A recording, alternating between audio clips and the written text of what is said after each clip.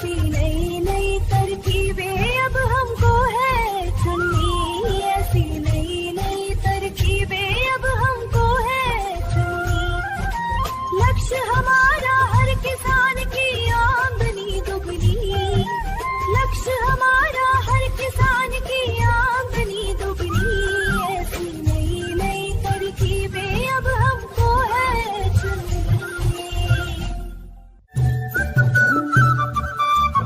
इस कार्यक्रम के प्रायोजक है कृषि एवं किसान कल्याण मंत्रालय, भारत सरकार।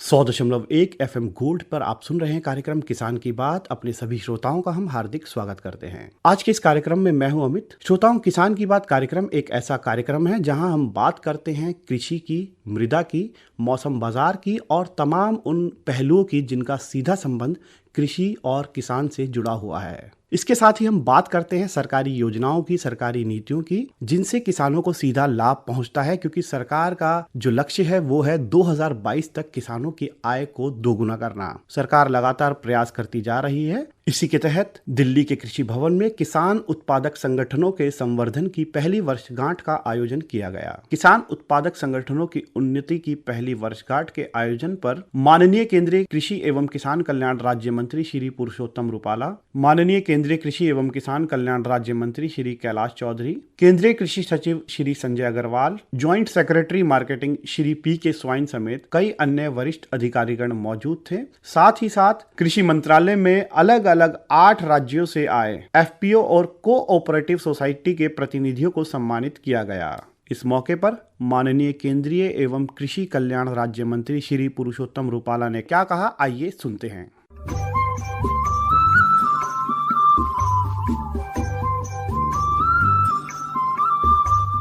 ये हमारी सेंट्रल स्पॉन्सर स्कीम एफपीओ की पहली वर्षगांठ के अवसर पर आप सबको ढेर सारी शुभकामनाएं और बहुत बहुत बधाई। ये बड़े गर्व की बात है मेरे लिए कि आज एनिवर्सरी दिन का जो आज हम उत्सव मना रहे हैं उसकी अध्यक्षता करने का मुझे सौभाग्य मिला। मैं तोमर साहब को तहे दिल से बधाई देता हूं कि उनके कृषि मंत्री होते हुए भारत के कृषि जगत को कई आयाम में वो बिल्कुल नए सीमा चिन्ह की ओर ले जा रहे हैं। एफपीओ की सोच पहले भी थी, पहले नाबार्ड और वो लोग अपने ही रिसोर्स से ये काम कर ही रहे थे, मगर उसमें सरकार की सहायता या स्कीम ऐसी कोई चीज नहीं थी। इस पर फोकस हमारे प्रधानमंत्री जी की सोच की वजह से आया है और अब सेंट्रल स्पॉन्सर्ड स्कीम हो जाने की वजह से इसमें और ताकत लग गई है। मगर ये बात सिर्फ एक योजना है ऐसा मानने की आवश्यकता नहीं है। ये भारतीय कृषि परंपरा को नया आयाम देने की योजना है। हमारे यहाँ कृषि जगत में कृषि में कई बदलाव हमने देखे और हरित क्रांति तक की यात्रा हम सब लोग इसके साक्ष्य रहे हैं। बैल से खेती करते थे, कुएं से खेती करते थे, वर्षा आधारित खेती करते थे, फिर इसमें पंप आ गए, बिजली आ गई, बांध आ गए और कई कई चीजें हमारे कृषि के साथ जुड़ गई। बीज में कई क्रांतियां हो गई। जैसे बीज और लॉजिस्टिक में जितना हमारा मैकेनाइजेशन का सपोर्ट बढ़ रहा है, मगर हमारी बेसिक समस्या जो है वो हमारी छोटी जोत है और छोटी जोत होने की वजह से फिर ये किसान कुछ कर नहीं पाता है। इसीलिए बड़ी जोत का होना अनिवार्य है। तो अपने आप वो बड़ा किसान हो जाएगा और अपने आप में वो ताकतवर बन जाता है। ये एफपीओ की ये ताकत बन जाएगी यदि हमारी 200 या हिली एरिया के लिए जो काम हमने थोड़ा रिलैक्स रखे हैं, मगर ये जितने ज्यादा किसान जुड़ेंगे उसी से ये हमारा सूत्र भी सार्थक होता नजर आ रहा है। संघे शक्ति कलौ युगे, ये कलयुग में यदि हमें शक्ति का आराधन करना होगा, आह्वान करना होगा तो संगठित ही होना होगा।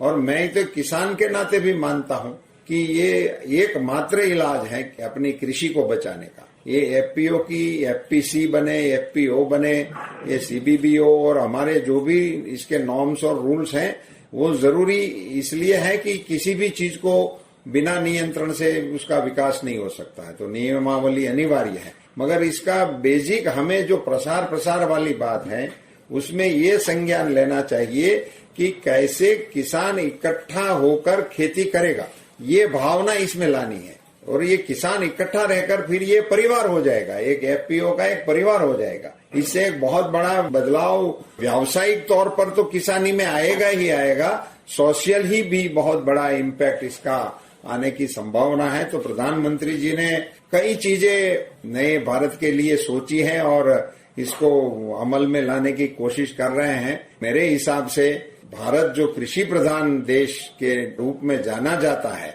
वो नए भारत, ये सक्सेसफुल एफपीओ की स्टोरी से नया भारत हमारी नए कृषि इतिहास को लिखेगा, ऐसी मेरी पक्की श्रद्धा है।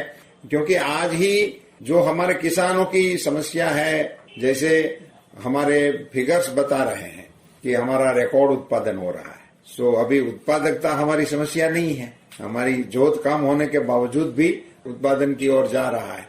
और अभी हमारा समस्या है मार्केटिंग का, और थोड़ा बहुत है वो उसमें अपने इनपुट्स वगैरह में और टेक्नोलॉजी के इस्तेमाल करने में थोड़ी रुकावटें हमको देखने को मिल रही है।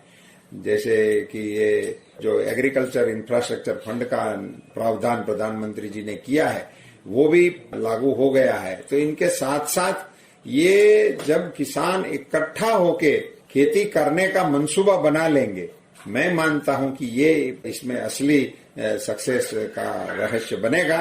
और इस काम में जो भी हमारी संस्थाएं लगी हैं, और इसमें ये विचार बहुत ही प्रशंसनीय है जो विषय विशेष को लेकर हम बना रहे हैं, जैसे मधु के एफपीओ की बात हुई, ऐसे एरिया स्पेसिफिक और प्रोडक्ट स्पेसिफिक जो हम एफपीओ बना रहे हैं, वो मुझे लग रहा है कि बहुत जल्द ही वो सफलता की ओर इसमें आगे बढ़ जाएंगे, क्योंकि इनकी समस्याएं और उसके समाधान ये सभी को एक जैसे मिलने लगेंगे, तो और इसकी ताकत और भी बढ़ सकती है। और अमूल की वजह भी ये स्पेसिफिक ही है ना, वो जिसका हम उदाहरण दें वो मिल्क स्पेसिफिक है, इसीलिए ही उसमें वो इतना आगे बढ़ पाए हैं। तो उसी दिशा में ये मधु वाला प्रोजेक्ट जो है ये बहुत ज्यादा जल्दी हो जाएगा। सीबीबीओ करेगा एफपीओ की रचना, तो ये एक बात है। मगर यदि कहीं पे किसान जुड़ गए हैं जो अपने नॉर्म्स के हिसाब से, और वो नेचुरल कोर्स में अपने आप में इकट्ठे हो गए हैं, तो उनको हमें सीबीबीओ के साथ जोड़ देने का हमें सामने से प्रावधान करना चाहिए और उसको जोड़ देने चाहिए और उसको गाइड करने चाहिए। वो अपने आप भी ये जैसे जैसे ये व्याप बढ़ेगा और जैसे जैसे ये विचार नीचे परकोलेट होगा, किसान अपने आप में इसमें जुड़ने लगेगा। और ये अभी हमारे सामने आ रहा है कि उसकी संख्या कम करो, मैं आपको दावे के साथ कह रहा हूं कि आगे चलकर इसकी संख्या बड़ी करने वाले और बड़े एफपीओ बड़ी संख्या में किसान इकट्ठे होकर बना लेंगे, उसमें जोड़ने की कोशिश करेंगे। क्योंकि वो उनको जब उसकी असली ताकत का पता लगेगा ना कि हम 200 इकट्ठे हुए तो ये हो रहा है, तो ये 400 इकट्ठे हो गए तो क्या होगा, इनका जब इनको एहसास लगेगा ना, ये हनुमान जी को एहसास हुआ ना कि राम काज लगी तब अवतारा सुनत ही भयऊ पर्वताकारा, ये उसको एहसास दिलाने की आवश्यकता है कि आपके संगठित होने में जो ताकत है उसका एहसास किसान को लगा देने से फिर वो कनक बुधराकार शरीरा करके वो समुद्र लंघन करने के लिए जरूर आगे बढ़ेगा। ये इसकी सफलता का रहस्य होगा। मैं प्रधानमंत्री जी की इस पहल जो इन्होंने सोच नई भारत की है, उसमें ये बहुत बड़ी एक भूमिका हमारे एफपीओ की रहेगी और हमारे विभाग के सारे अधिकारी इस पर जी जान से लगे हैं। ये भी हमारे लिए गौरव की बात है। और किसानों को मेरे हिसाब से हमारे इन नियमों और इनकी ग्रांट्स और इनकी सहूलियत से ज्यादा उसके इकट्ठे होकर खेती करने में सक्सेस हैं ये, और ये आगे चलकर किसानी को वायबल रखने के लिए ये मान के चलो। ये अभी वास्तव में क्या हो रहा है, छोटा किसान हो जाने से वो किसान भी नहीं रहता है और मजदूर भी नहीं रहता। यदि जमीन नहीं होती है तो मजदूर हो जाता, तो फिर वो अपना रास्ता निकाल लेता। वो नहीं किसानी कर सकता है, नहीं मजदूर रह सकता है। इसीलिए कृषि है वो वायबल नहीं रही। ये अभी फिर से ये इकट्ठे हो जाएंगे तो फिर से ये उत्तम खेती ही हो जाएगी। ये उसी की शब्दावली को ढूंढ के प्रचार में डालने की आवश्यकता है। सिर्फ हम इस योजना के नियम्स और रूल्स और उनकी जो हमारी वैधता है वगैरह और इसकी ग्रांट वगैरह के जो हमारी जानकारी है, उसके उपरांत आगे चलकर 50 साल के बाद कृषि को ऐसे ही रखना होगा। तो मैं तो उसी दिशा में सोच रहा हूं साहब कि यदि 200 किसानों का एक हो गया ग्रुप और उसकी लैंड यदि बगल बगल में ही है और एक ही खेतर बन जाता है, उसी दिशा में भी हमें इसको प्रमोट करने की कोशिश करनी चाहिए। समझो कि 200 किसान इकट्ठे हो गए, मगर 200 किसानों के फार्म अलग अलग होंगे। अभी हमारे में ये नहीं है। अभी की हमारी जो धारणा है उसमें हम इसके लिए नहीं कर रहे हैं कि सारे इकट्ठे ही हो जाए, ये हमारा प्रावधान नहीं है।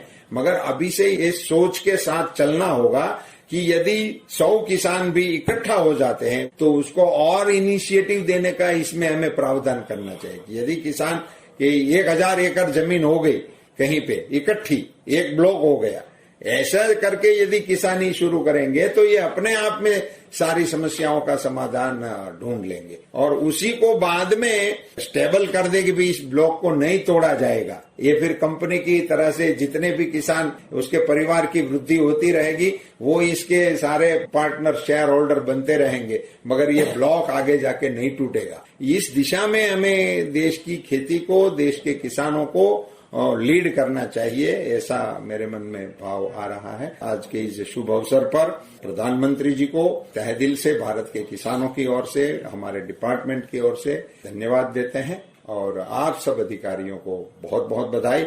और आज जिन्होंने रजिस्ट्रेशन किए हैं वो भारत के किबुत्स के रूप में आगे बढ़े, ऐसी उनको शुभकामनाएं। धन्यवाद।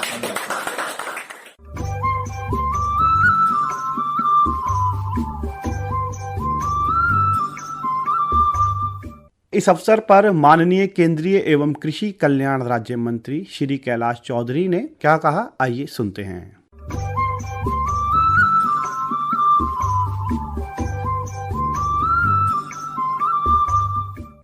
सबसे पहले तो मैं बहुत बहुत शुभकामना देना चाहूंगा कि आज जो एक हमारी महत्वाकांक्षी योजना जिसका प्रधानमंत्री जी ने 1 साल पहले लॉन्च किया था और आज उसका प्रथम वर्ष हम सब मना रहे हैं और निश्चित रूप से बहुत ही खुशी का विषय है कि 1 साल के अंदर विभाग के सभी अधिकारियों ने और सब ने मिलकर जिस तरह से एक मेहनत की और उसकी वजह से आज एक जो रोड मैप तैयार करना चाहिए, जो एक खड़ा होना चाहिए, वो आप और हम सब ने मिलकर तैयार किया। और उसके बाद में आज इस अवसर पर अभी 8 जो हमारे एफपीओ एपीसी है उनको सर्टिफिकेट भी उपलब्ध करवाया है। तो मैं सबको बहुत बहुत बधाई देना चाहता हूं और मैं शुभकामना देता हूं कि आने वाले समय में ये जो आप आज सर्टिफिकेट लेके जा रहे हैं और ये एफपीओ किसानों के जीवन में परिवर्तन करने वाले होंगे, ऐसा मुझे पूरा विश्वास है। और आप और हम सब मिलकर आने वाले समय के अंदर किसानों के लिए हम किस तरह से क्रांतिकारी परिवर्तन कर सकते हैं, इस दिशा के अंदर आगे बढ़ेंगे। और आज जैसा कि सीबीबीओ के लिए जो भी यहाँ पर लॉन्च किया गया है, प्रशिक्षण भी भविष्य में दिया जाएगा, तो इनको भी मैं बहुत बहुत बधाई देना चाहता हूँ। और आज लगभग 2250 हमारे एफपीओ का रोड मैप हमने तैयार किया कि भविष्य के अंदर हम बनाने वाले हैं, इस जो इनको दे दी गई है। तो मैं सोचता हूँ कि ये प्रधानमंत्री माननीय नरेंद्र मोदी जी की एक बहुत ही महत्वपूर्ण योजना है और ये जो लक्ष्य ले रखा है कि 2022 तक किसानों की इनकम हमें डबल करना है। और मैं दावे के साथ में कह सकता हूँ कि अगर जो 10,000 एफपीओ जब हमारे ग्राउंड पर उतर जाएंगे और सभी एफपीओ संचालित होंगे, उसके बाद में मैं सोचता हूँ कि दुगना ही नहीं, हम कई गुना आगे बढ़ जाएंगे। और जो किसान के लिए जो हम कहते थे कि उत्तम खेती, मध्यम व्यापार, नौकरी को बाद में पसंद करते थे, वो आज इसका उल्टा हो गया। लेकिन मुझे लगता है कि अब वो अवसर आ चुका है कि हम किसानों को एक व्यापारी किस तरह से बना सकते हैं, क्योंकि किसान को 4-5 महत्वपूर्ण चीजें आवश्यकता होती है। किसान को उन्नत किस्म का बीज मिले, कम लागत हो और भंडारण की व्यवस्था हो और साथ ही नई टेक्नोलॉजी की व्यवस्था हो, बार्गेनिंग करने की क्षमता हो और उसके बाद में उसके मार्केट, तो सबसे बड़ी समस्या मार्केट की रहती है। इन सभी चीजों को लेकर किसानों की समस्या थी। लेकिन जो हमारा सीबीबीओ का गठन किया गया है, सीबीबीओ निश्चित रूप से मैं सोचता हूँ कि आने वाले समय के अंदर अगर ईमानदारी के साथ में काम करेंगे, क्योंकि सीबीबीओ की भूमिका बहुत महत्वपूर्ण रहने वाली है। सीबीबीओ के अंदर वो सारे एक्सपर्टीज भी है चाहे वो मार्केटिंग से हो या एग्रीकल्चर से रिलेटेड हो या सीए, उसके अंदर भी एक रखा गया है और ट्रेनिंग का पार्ट भी रहेगा। तो कुल मिलाकर जो 5 साल के लिए उनको एफपीओ को गाइड करने का काम जो रहेगा, तो जो आज दिन तक जैसा कि पहले जो सीबीपीओ बने हुए थे, उन सीबीपीओ को आराम भरोसे कह सकता हूं मैं कि उनको इस तरह से उन्होंने अपने स्तर पर किसानों ने बनाए और बनाने के बाद में उसके ऊपर पीछे ऐसी कोई मॉनिटरिंग नहीं हुई जिसकी वजह से किसानों को एफपीओ बनाने में और संचालन करने में प्रॉब्लम आती थी। लेकिन अब मैं सोचता हूँ कि सीबीपीओ है वो निश्चित रूप से अपनी भूमिका को निभाएंगे और किसानों को जो उनकी फसल है उसको उचित मूल्य दिलाने तक और प्रोसेसिंग यूनिट लगाने तक लेने से लेकर मार्केटिंग तक की पूरी जिम्मेवारी के साथ में अगर काम करेंगे तो निश्चित रूप से मैं सोचता हूँ कि किसानों को इसका लाभ मिलेगा। और हमारी जो तीनों एजेंसियां हैं, तीनों एजेंसियां निश्चित रूप से अभी पूरी प्रयासरत है काम में, पूरे जिस तरह से सीडीसी है, नाफेड है, अपने नाबार्ड और अपना एसएफएसी। तो मुझे पूरा विश्वास है क्योंकि मेरा लगातार सबसे संपर्क है और हमारे सारे अधिकारी लगे हुए हैं। जिले स्तर पर हमारे सभी एजेंसियां नियुक्त कर दी गई है और जिला हेडक्वार्टर या जहाँ जो भी है वहाँ एजेंसियां नियुक्त की है, वो काम भी कर रही है। और मेरा एक इसमें यह भी रहेगा कि हम सभी किसान भी इस एफपीओ को लेके बहुत उत्साहित है क्योंकि पिछले 1 साल के अंदर जिस तरह से मैं देखता हूँ कि प्रत्येक प्रदेश के अंदर मेरी चर्चा होती है, बातचीत होती है, सब जगह एक ही उत्साह है किसानों के अंदर भी और हर जगह की हमें एफपीओ बनाना है और मोदी जी की जो महत्वाकांक्षी योजना है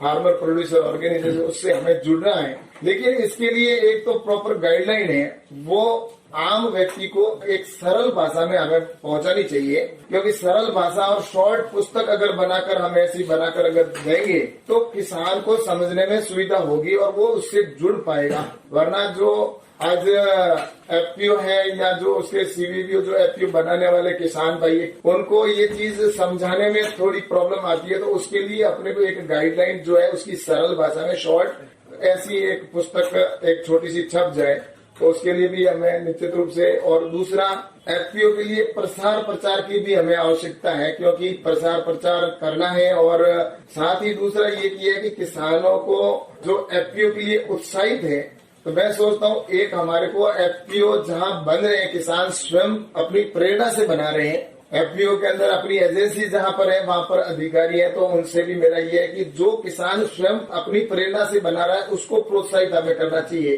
क्योंकि जिस तरह से कहा कि सीबीपीओ एफपीओ बनाएगा तो सीबीपीओ एफपीओ बनाएगा तो उसको सीबीपीओ नियुक्त होगा उसके बाद में बनेगा, लेकिन किसान तो आज ही बनाने के लिए तैयार है। तो ऐसे सीबीपीओ अगर कोई एफपीओ अपनी किसान बनाता है तो जब सीबीपीओ बनेगा उसको टेक ओवर कर ले ताकि वो आगे उसको संभाल सके। तो मेरा कुल मिलाकर ये कहना है कि ये जो एफपीओ बनेंगे ये निश्चित रूप से आने वाले समय के अंदर किसानों के लिए एक बहुत ही क्रांतिकारी कदम है। और प्रधानमंत्री माननीय नरेंद्र मोदी जी की जो सोच है, आज जब भी उनका उद्बोधन होता है तो उसमें कृषि का जब भी विषय होता है तो उसके अंदर एफपीओ का जिक्र निश्चित रूप से करते हैं। तो मैं आशा करता हूँ कि आने वाले समय में जो हमें टारगेट दिया है 10,000 एफपीओ समयबद्ध तरीके से हम निश्चित रूप से पूर्ण करेंगे और उससे भी आगे जाकर हम इस देश के अंदर जिस तरह से एफपीओ संगठन बनाकर और संगठित होकर किसान जब खेती करेंगे तो सबसे ज्यादा लाभ होने वाला वो छोटे किसान को लाभ होने वाला है। तो मैं सोचता हूँ कि ये निश्चित रूप से आज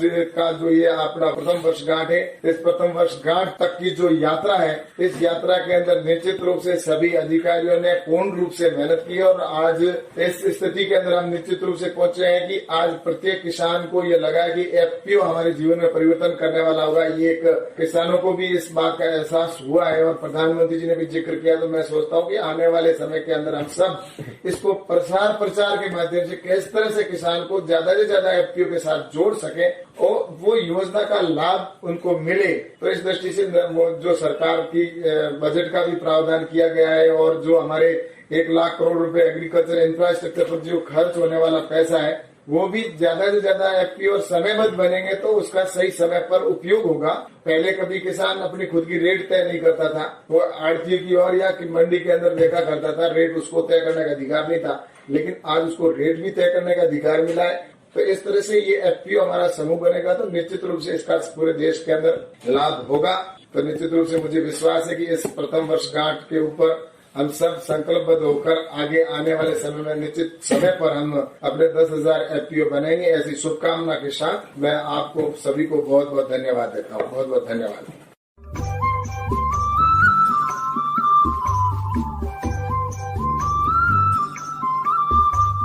कार्यक्रम में केंद्रीय कृषि सचिव श्री संजय अग्रवाल ने क्या कहा, आइए सुनते हैं।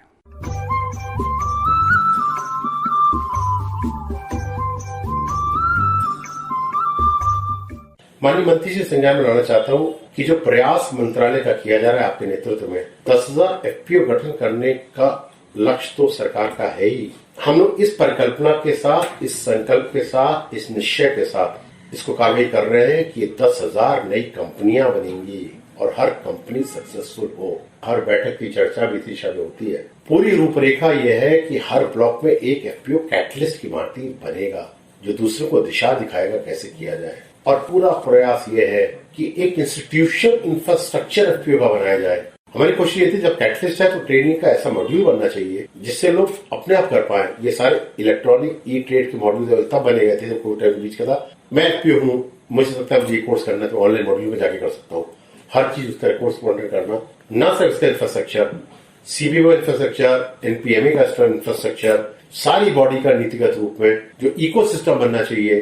कैसे जनपद की बैठक हो, कैसे एरिया बेस्ड FPO कौन बनाएंगे, नॉन एरिया स्पेसिफिक FPO कैसे बनाएंगे, उस इंफ्रास्ट्रक्चर के रूप में एक कैटलिस्ट रूप में दिशा देने की कोशिश की रहेगी कि इकोसिस्टम कैसे किया जा सकता है। हनी का उसी तरह का जाल FPO के माध्यम से पूरे वितरण की व्यवस्था करने का पूरा प्रयास किया जा रहा है। इन्हीं शब्दों के साथ मैं सारे अधिकारी माननीय मंत्री जी के नेतृत्व के लिए, दोनों राज्य मंत्री जी के मार्गदर्शन के लिए, साल के लिए अपनी ओर से आभार व्यक्त करता हूँ, मंत्रालय की ओर से आभार करता हूँ, सारे अधिकारियों को आभार देता हूँ। Thank you very much.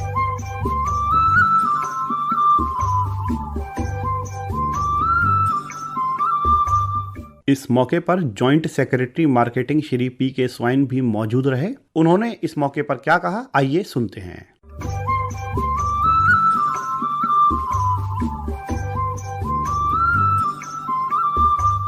FPO जो सेंट्रल सेक्टर स्कीम है हमारे फॉर्मेशन और प्रमोशन ऑफ 10,000 FPO जो लास्ट ईयर 29 फरवरी 2020 में चित्रकूट में माननीय प्रधानमंत्री जी ने इस सेंट्रल सेक्टर स्कीम का लॉन्चिंग किए थे। जैसे कि हम लोगों ने सुने हैं प्रधानमंत्री जी का उद्बोधन जो था बजट 2021-22 में, उन्होंने भी FPO के ऊपर पूरा फोकस किया। उनके जो पूरा ड्रीम है सारा एग्रीगेशन करके फार्मर्स को आगे ले जाना है, वैल्यू एडिशन करना है, प्रोसेसिंग करना है, एक्सपोर्ट में भी आगे ले जाना है, तो हमारे छोटे और सीमांत किसान को आगे ले जाने के लिए किसान उत्पादक संगठन की जो स्कीम है ये है क्लस्टर आधारित। और इसमें जो है हमारे 15% क्लस्टर्स इसमें एस्पिरेशनल डिस्ट्रिक्ट्स में भी आएंगे। और अभी ऑलरेडी इस साल जो 2250 ब्लॉक्स ऑलरेडी एलोकेटेड है, तो इसमें हमने 360 ब्लॉक्स जो एस्पिरेशनल ब्लॉक्स डिस्ट्रिक्ट्स में जो ब्लॉक्स है उसमें ऑलरेडी एलोकेट हो चुका है। और डेफिनेटली सर ये जो 1 डिस्ट्रिक्ट 1 फोकस प्रोडक्ट के जहां सचिव महोदय ने ये किया है, ये हमारे FPO के थ्रू एक गेम चेंजर होके साबित होगा।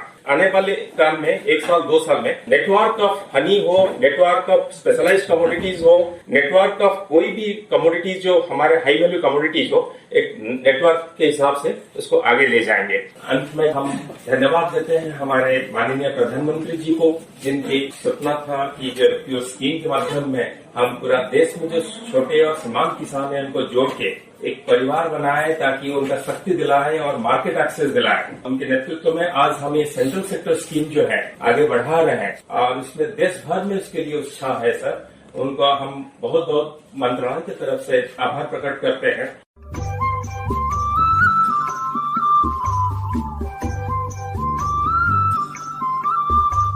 श्रोताओं, किसान की बात कार्यक्रम आप सुन रहे हैं 100.1 मेगाहर्ट्ज FM गोल्ड पर। और जब किसान की बात होती है तो साथ ही साथ बात होती है मौसम की और बाजार की, क्योंकि इनका सीधा संबंध खेती बाड़ी से जुड़ा हुआ है। तो आइए जानते हैं मौसम का हाल और बाजार की हलचल। मौसम की दस्तक किसान के घर तक।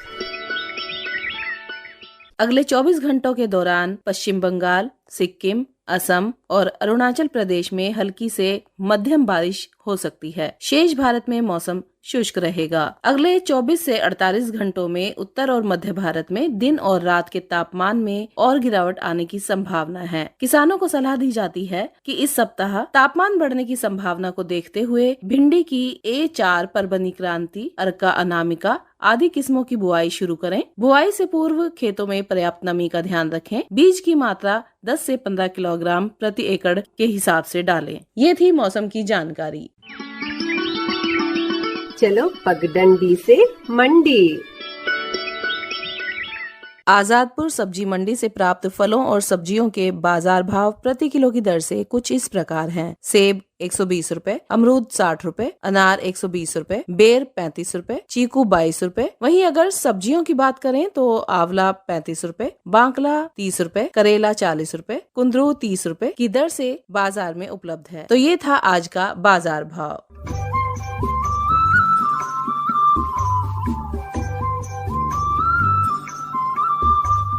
श्रोताओं, किसान का सीधा संबंध अपनी भूमि से है, मिट्टी से है, वहाँ की हवाओं से है, फिजाओं से है, और उसी प्रकार लोकगीत भी हमें सीधा वहाँ की मिट्टी से जोड़ता है और अनुभव कराता है उस क्षेत्र से और उसकी पहचान से। तो आइए सुनते हैं ब्रज भाषा में ये लोकगीत। सखियाँ चला चली दर्शन का ब्रज माँ झूल रहे गोपाल। सखियाँ चला चली दर्शन का ब्रज माँ झूल रहे गोपाल।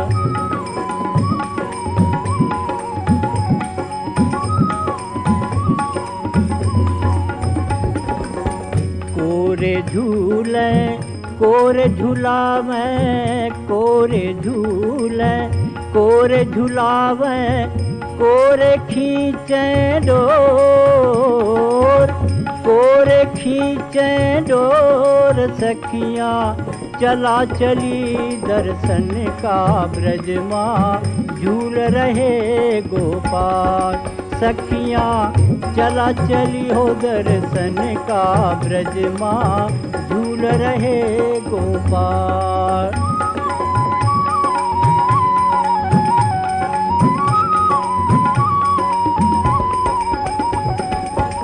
राधा झूले कृष्ण झूलावे, राधा झूले कृष्ण झूलावे।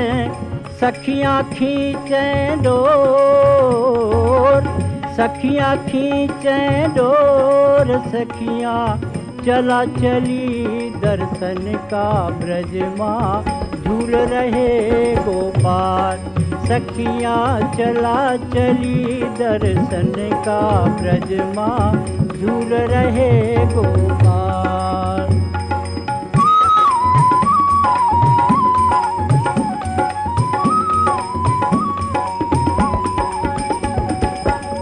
काहिन काठ का बना रही डोलना, काहिन काठ का बना ही डोलना। काहिन लागी डोर, काहिन लागी डोर। सखियाँ चला चली दर्शन का ब्रज माँ झूल रहे गोपाल। सखियाँ चला चली दर्शन का ब्रज माँ झूल रहे गोपाल।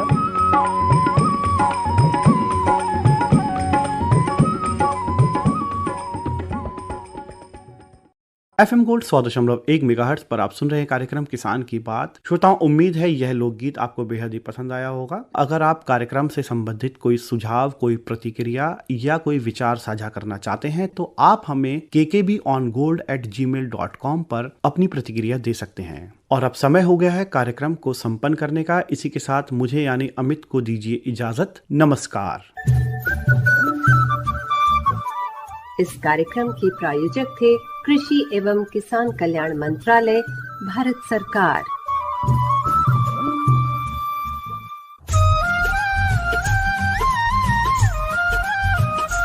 ऐसी नई नई तरकीबें अब हमको है चुननी, ऐसी नई नई तरकीबें अब हमको है चुननी। लक्ष्य हमारा हर किसान की आमदनी दुगनी, लक्ष्य हमारा हर किसान की आमदनी दुगनी। ऐसी नई नई तरकीबें अब हमको है चुननी।